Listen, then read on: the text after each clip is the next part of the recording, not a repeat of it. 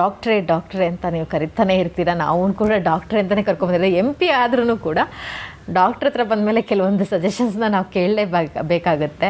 So ಅದರಲ್ಲೂ ಕೂಡ famous ಹೃದ್ರೋಗ ತಜ್ಞರು ಕೂಡ ಒಬ್ಬ ಮನುಷ್ಯ ತಮ್ಮ ಆರೋಗ್ಯವನ್ನು ಚೆನ್ನಾಗಿ ಕಾಪಾಡಿಕೊಳ್ಬೇಕು ಅಂದರೆ ಅವನ ಮೇನ್ ಫಿಟ್ನೆಸ್ ಗುಟ್ಟು ಏನಾಗಿರಬೇಕು? ಅದೇ ಒಳ್ಳೆ ಅಭ್ಯಾಸಗಳು ಇರಬೇಕು, ಆಹಾರ ಪದ್ಧತಿ ಸರಿ ಇರಬೇಕು, ಧೂಮಪಾನ ಮಾಡಬಾರ್ದು, ಅತಿಯಾದ ಮದ್ಯಪಾನ ಮಾಡಬಾರ್ದು. ನಂತರ ಏನಾದರೂ ಸಕ್ಕರೆ ಕಾಯಿಲೆ ಅಥವಾ ಹೈ ಬ್ಲಡ್ ಪ್ರೆಷರ್ ಇದೆ, ಅದನ್ನು ನಿಯಂತ್ರಣದಲ್ಲಿ ಇಟ್ಕೋಬೇಕು. ಹೆಚ್ಚು ತರಕಾರಿ ಹಣ್ಣುಗಳನ್ನು ಸೇವಿಸಬೇಕು, ಫಿಸಿಕಲ್ ಆ್ಯಕ್ಟಿವಿಟಿ ಇರಬೇಕು. ಈಗ ಸಮಸ್ಯೆ ಏನಾಗಿದೆ ಈಗಿನ ಜನ್ರೇಷನ್ನಲ್ಲಿ, ಸೊ ಮನಸ್ಸು ಚಲಿಸ್ತಾ ಇದೆ, ದೇಹ ಸ್ಥಿರವಾಗಿದೆ, ಅದಾಗಿ ಹಲವಾರು ಸಮಸ್ಯೆಗಳಿದೆ. ಒತ್ತಡ ಅನ್ನೋದು ಒಂದು ಹೊಸ ತಂಬಾಕು ಅಂತಲೇ ಹೇಳಬೇಕಾಗುತ್ತೆ. ಒತ್ತಡ ಈಗ ನಿಜವಾಗ್ಲೂ ಈ ಒತ್ತಡ, ಈ ಸ್ಟ್ರೆಸ್ ಮ್ಯಾನೇಜ್ಮೆಂಟ್ ಬಹಳ ಮುಖ್ಯ. ಸೊ ಅದಕ್ಕೋಸ್ಕರ ಉತ್ತಮ ಹೃದಯದ ಆರೋಗ್ಯವನ್ನು ನಾವು ಕಾಪಾಡ್ಕೋಬೇಕಾದ್ರೆ 5 ಅಂಶಗಳನ್ನು ನಾವು ಆದಷ್ಟು ಕಡಿಮೆ ಇಟ್ಕೋಬೇಕು. ಯಾವುದಿದು 5 ಅಂಶ? 1 ಬ್ಲಡ್ ಪ್ರೆಷರು, 2ನೇದು ಬ್ಲಡ್ ಶುಗರು, 3ನೇದು ಬ್ಲಡ್ ಕೊಲೆಸ್ಟ್ರಾಲು, 4ನೇದು ಶರೀರದ ತೂಕ ಮತ್ತು ಸೊಂಟದ ಸುತ್ತಳತೆ, 5ನೇದು ಅತಿ ಆಸೆ. ಈ 5 ಅಂಶ. ಸೊ ಅದಕ್ಕೆ ನಾವು ಹೇಳ್ತೀವಿ, you have to avoid 6S ಅಂತ ಹೇಳ್ತೀವಿ.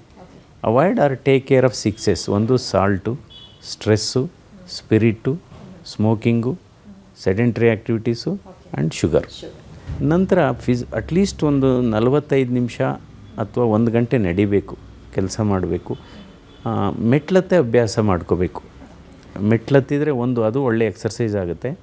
ಅಥವಾ ಹೃದಯದ ಸಮಸ್ಯೆ ಇದ್ದರೆ ಮೆಟ್ಲತ್ತೋ ಗೊತ್ತಾಗುತ್ತೆ. ನಡೆದಾಗ, ಓಡಾಡಿದಾಗ, ವಾಕ್ ಮಾಡಿದಾಗ, ಅಪ್ಪಲ್ಲಿ ನಡೆಯುವಾಗ ಎದೆ ಉರಿ, ಎದೆ ಭಾರ, ಎದೆ ನೋವು ಅಥವಾ ಗಂಟ್ಲುರಿ ಅಥವಾ ದವಡೆ ನೋವು, ಅದು ಹೃದಯಕ್ಕೆ ಸಂಬಂಧಪಟ್ಟ ಸಿಂಪ್ಟಮೇ. ಅಥವಾ ಬೆನ್ನಿನ ಮೇಲ್ಭಾಗದಲ್ಲಿ ನಡೆದಾಗ ಜಾಸ್ತಿ ಆದರೆ ಇದು ಹೃದಯದ್ದು ಅಂತ. ಈ ಪರಿಸರದಲ್ಲಿ ಸುಮಾರು 10ರಿಂದ 12 ಅಲ್ಲದ ಔಷಧಗಳಿದೆ. 1 ಬಿಸಿಲಲ್ಲಿ ಎಕ್ಸ್ಪೋಸ್ ಆಗೋಂಥದ್ದು. ಸೊ 2ನೇದು ವ್ಯಾಯಾಮ, 3ನೇದು ಮಧ್ಯೆ ಉಪವಾಸ ಮಾಡೋಂಥದ್ದು ಅಥವಾ ಬೇಕಾದಂಥ ಸಂದರ್ಭದಲ್ಲಿ ರೆಸ್ಟ್ ತಗೊಳ್ಳೋಂಥದ್ದು, 5ನೇದು ಇದು ಸ್ಮೈಲ್, ನಗಬೇಕು. ನಗು ಒಂದು ವಿಶ್ವಭಾಷೆ, ನಗು ಒಂದು ಆ್ಯಂಟಿ ಡಿಪ್ರೆಸೆಂಟ್ ಅಂತೀವಿ, ನಗು ಒಂದು ಬೆಸ್ಟ್ ಕಾಸ್ಮೆಟಿಕ್ ಅಂತೀವಿ.